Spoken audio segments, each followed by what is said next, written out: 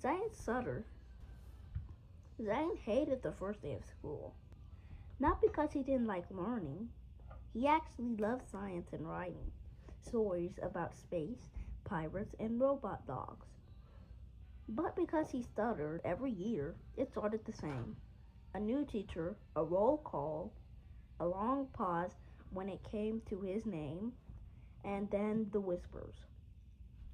Why does he talk like that? Spit it out, Zane. Is your mouth buffering? Every day he kept his head down, never raised his hand, never volunteered to read aloud.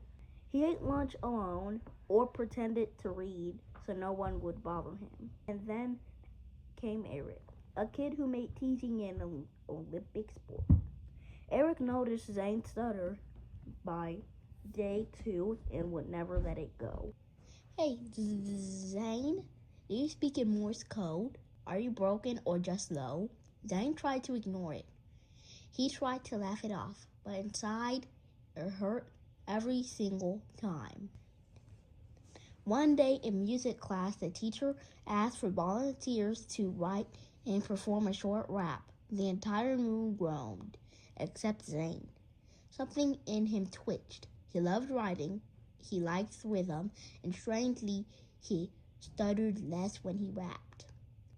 Before he could stop himself, his hand went up, and the class turned like a flock of confused penguins. Zane volunteering? Even Eric looked surprised. Let's see what the glitch boys got, Eric muttered. The teacher smiled. Go for it, Zane. His palms were sweaty. His knees shook. But then he started. I'm not broken. I'm not slow. Just got a rhythm you don't know. Words may stutter, but they're mine. And when I rhyme, I shine just fine. The room went silent, like really silent. Then someone clapped, then another, and then the whole class. Even Eric didn't say anything, just sat there, blinking like he'd seen a UFO. After class, a kid named Jay came up to him. That was awesome. You write your own stuff? Zane nodded, stunned. Me too, Jay said. We should work on one together. By the end of the week, Zane had a group. Not a big one, but real friends. Jay, who loved poetry, Maya, who played drums and hated small talk, and Mia, who was shy but laughed at all his space pirate stories. They called themselves the Misfit Mix, not because they didn't belong, but because they did, just not in the usual way.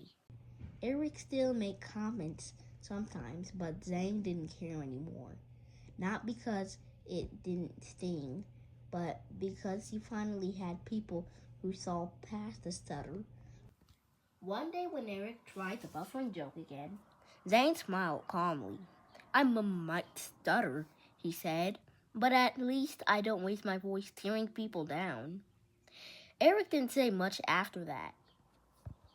By spring, Zane wasn't just some quiet kid with a stutter. He was Zane the rapper, Zane the writer, Zane the brave.